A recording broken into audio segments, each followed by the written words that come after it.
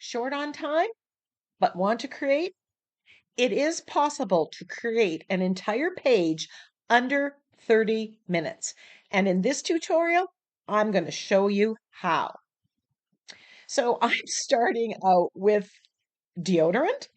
I'm going to use the cap of the deodorant as a mark making tool to stamp on some tissue paper. So off to the side, I have my gel plate and I have black paint brayered on, and I'm dipping it into it kind of like a stamp pad. And then I'm stamping this oval shape onto tissue paper. I stamped with this stamp on all sorts of other things, but that's another video. And then just to make it a little bit more primitive, a little bit more rustic, I kind of double stamped, and I like that offset kind of look. Then I'm combining it and just kind of linking these flower shapes. Now, when you're stamping on tissue paper, basically you are creating your own DIY tissue paper. You know the stuff that they try to sell us, but you're creating your own, and in this case, with mark making tools. So I've got Dollar Tree tissue paper, and this one it looks like it's seen better days. Something that was going into the recycle bin, the lid or the cap of the deodorant. And I'm making a mark making tool. But you could stencil on or stamp on to this with any mark making tool. Here I grab, it's a vitamin container, and I'm just using the circle as a stamp to get the circle, the center of these flowers.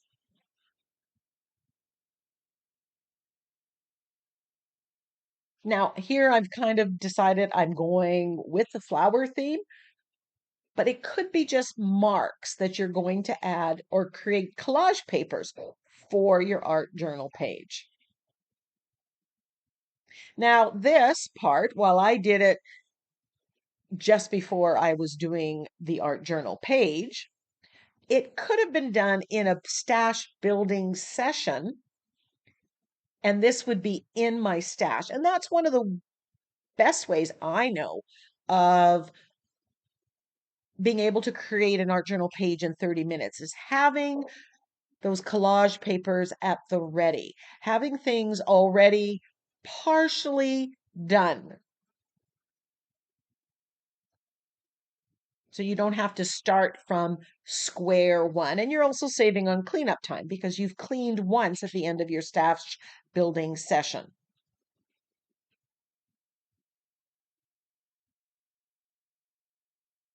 In a minute, I'll talk about why you would want to stamp this onto tissue paper, not directly onto your art journal page, which I guess is an option.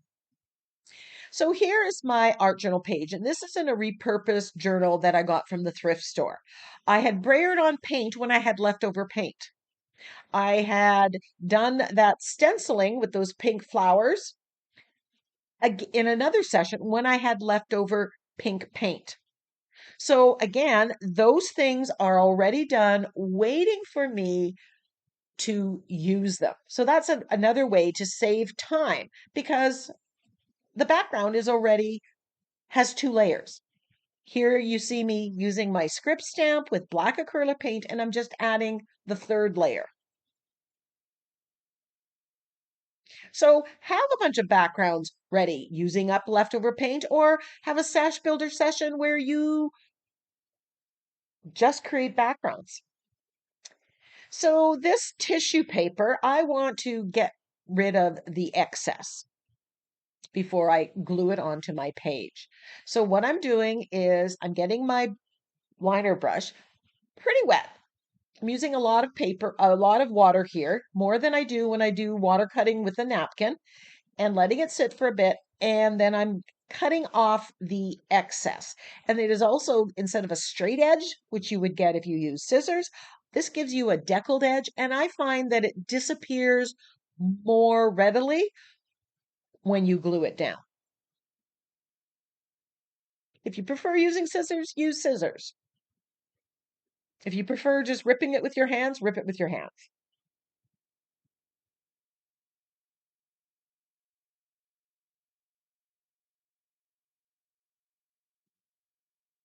That when I say deckled edge, I mean it's kind of feathered out. It's not straight. And then the line goes. It disappears. Oh, so you're just going to work your way around. And like I said, this video is in real time. I think there's one little section that I sped up a little bit because it was getting a little too long, but we're well under 30 hours when I start actually working on this page. So here's why you want to put it on tissue paper or on the excess plies of napkins, because now I can take it and move it around and audition it in different places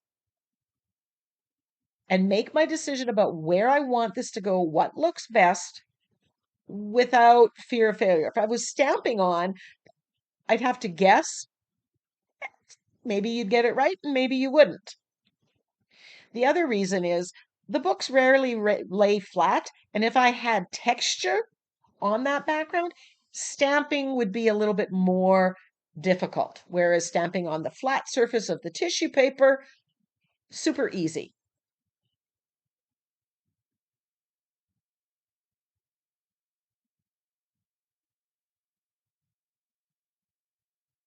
So I can move it around and I can see how it's going to look. Now I'm ready to glue this down and I'm going to use my fluid matte medium. This is Liquitex brand. You can use Mod Podge. I don't like the smell of Mod Podge, or the feel of it. And this Liquitex matte finish goes completely matte, whereas Mod Podge matte, I find, still has a bit of a sheen. So I'm using a lot of that, putting a layer underneath, laying my tissue paper on, and then putting a layer on top. And the tissue paper is pretty robust. While it goes translucent, you can see through it. So all that stamping and stenciling that I have underneath it, it is still shining through. And I'm not going to get rid of that as I progress here. But you can see the edge disappears, and part of that is because it's tissue paper, and part of it is because my background is very light. If you had a dark blue background or a brown, it may not, it may show, the edges might show a little bit. But again, it varies from tissue paper to tissue paper. I typically buy my tissue paper at Dollar Tree. It isn't always the same. Some goes more translucent than others. So now I decided I'm going to use those flowers as my focal image, but I wanted to color them. And I didn't want to block out what was behind it. So I'm using my Inktense blocks. I'm matching it to the color that's already on the background. I don't even have to think about my color scheme because it was already there on that background that was partially done. And here I'm just mixing colors. I've got some reds, some oranges. I put in some violets to get a nice color for my flowers. And I'm not too worried if it's identical from flower to flower because when you look out in your yard, in your garden, flowers have different shades depending on how much sun they're in or whatever. But I'm loving that you can still see that stamping and stenciling coming through. And that's the advantage of stamping on tissue paper instead of on copy paper. Copy paper would block off whatever was underneath it, giving you a totally different look. So here I'm adding violet in there, just mixing it wet on wet. Now, Inktense blocks, if you're not familiar with them, are ink, but they're water activated like watercolors, and they behave very much like watercolor. They're more translucent than acrylic paints typically. But unlike watercolors, the Inktense blocks, when they are activated and dried, they are permanent. So if I put wet on top of this, that is not going to lift. It is not going to reactivate. Where if it was watercolor and I varnished, it would smear and smudge. That is why I love my Inktense blocks. I've had this set for 8 years. I have used it. I love them. And when you do a price point comparison, how many colors you're getting for the price isn't that outlandish. It seems that way because it's a lot of money to put out for the set. But if you are interested in that, I'll put a link to them in the Amazon store. I have the 72 set. I think a 36 or a 24 would be sufficient.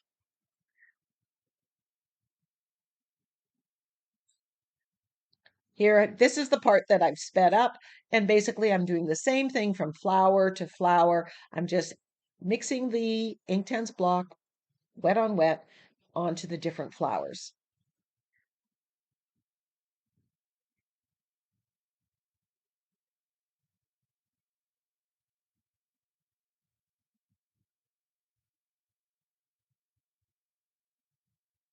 And there I have this nice spray of very primitive looking flowers.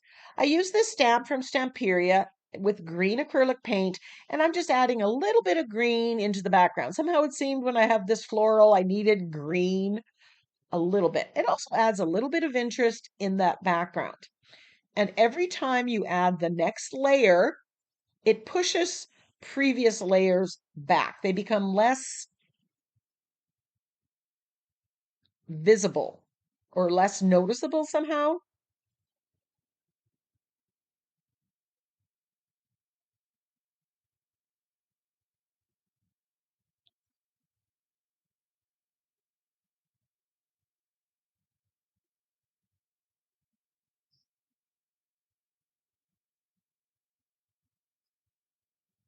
People ask, did you know, Karen, what you were going to do when you started?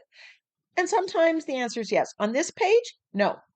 This started with me stamping on the tissue paper and then looking for a background to put it on. And I'm figuring it out as I go along. Here I am using my angle brush and I am shading or edging the page. This frames it. It's tying the black that's going around this edge that I'm putting on now with shading to the black that I stamped those flower shapes in.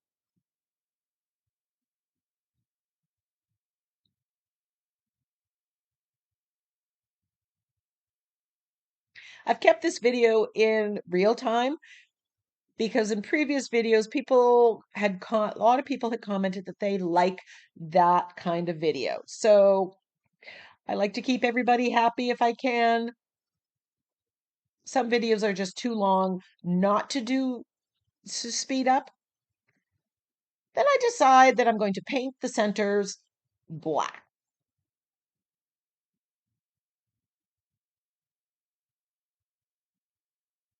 which when I do this, then I start thinking something about the background and I will solve that problem as I go. There's many times when I'm creating a page that I get to a point is that I don't know what I don't think that background's done yet.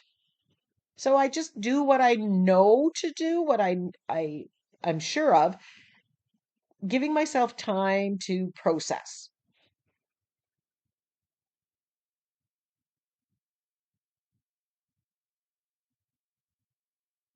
Now these flowers, if you didn't have that lid from the deodorant to stamp on, you could just sketch out this shape. This is really super simple. And here I'm just doing a little bit of shading around the centers, around the flower petals, just to add depth to it and make the focal image stand out. I'm adding a little bit more straight up red paint, acrylic paint, some black shading, but I'm embracing the fact that these are very simple, primitive doodle flowers, so to speak, even though I really didn't doodle them.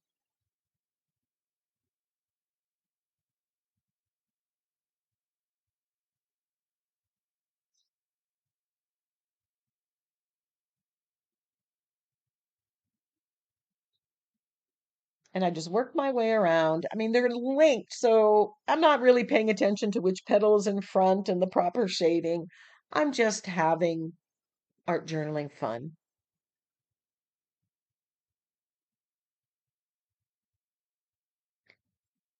quite often I speed up the part where I'm shading because it's very repetitive.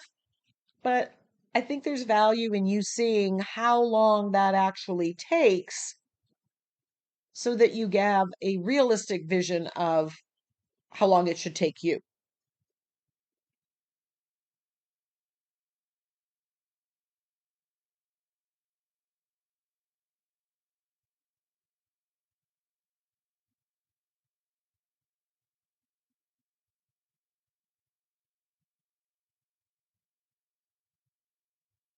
So I do something, step back, look at it. Sometimes I take a picture.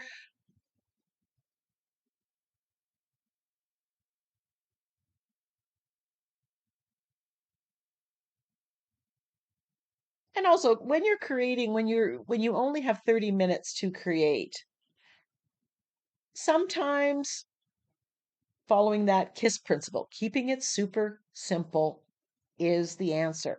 Not every page has to have so many levels and use so many products.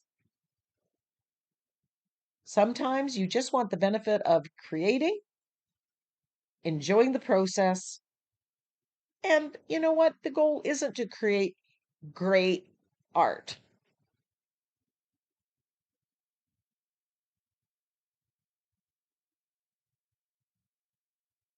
A little more shading. And I'm liking my focal image a lot more at this stage. Once the shading is done, it's somehow just, albeit they're primitive flowers, but I wanted a little bit more. Then I decided that I needed something in the background. So I grabbed my dot stamp. Now I have used this stamp. It used to be on a block.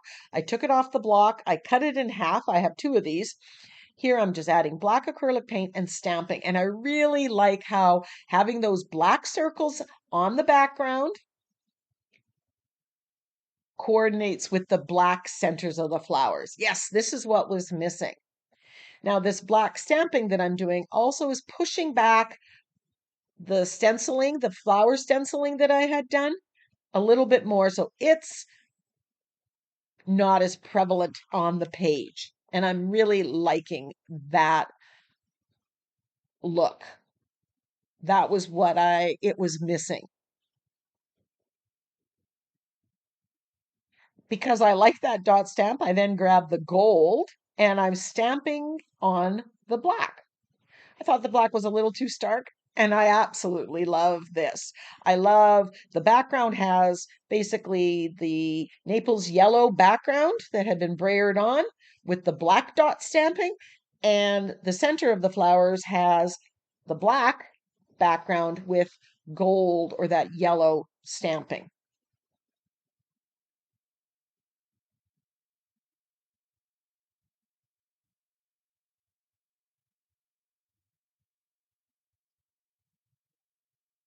At this point, I was just really, really happy with where this had gone. Because I like the gold there, I just put a little bit of a wash with gold, and I'm just adding a little bit of a brush of gold on the petals. This is just adding a little bit of shimmer and shine, and you know, I love my shimmer and shine.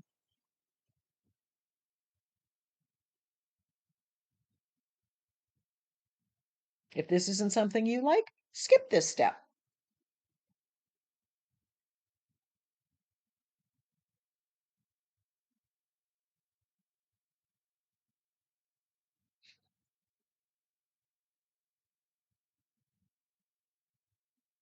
I grab my fine line applicator. This has gold paint that I thinned down, and I'm just going to do a quick rough scribble around the center of the flowers.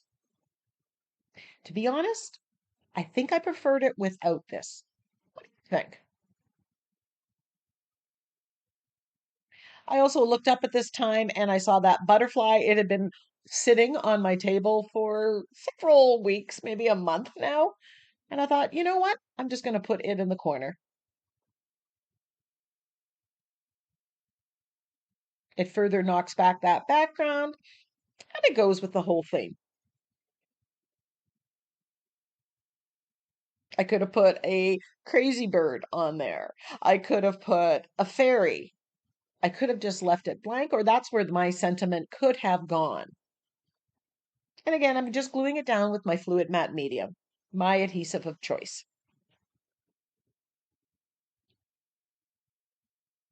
And I did paint out the center of that butterfly, but I left everything else black and white. While I wanted it there as another element, I still wanted my primitive flowers to be there. I glued down my sentiment, blessed, and I'm just outlining it with my Sakura glaze pen.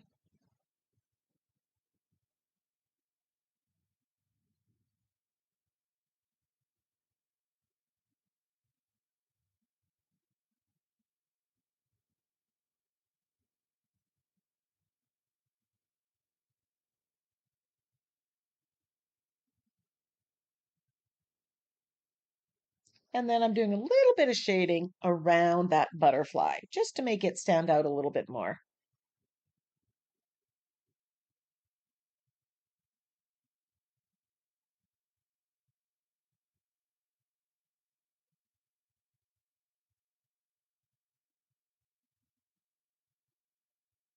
So this page is done in my repurposed journal that I bought at a thrift store.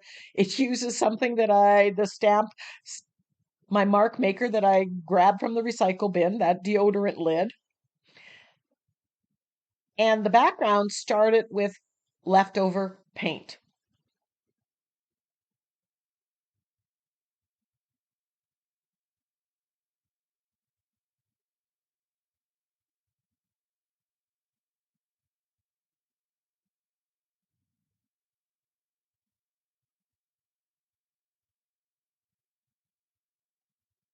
And there is the finished page. It's a happy page. It's flowers inspired by the blooms that are happening outside my door. Thank you so much for joining me. Don't forget to leave a comment and hit that subscribe button if you're not a subscriber. Until next time, go get creative.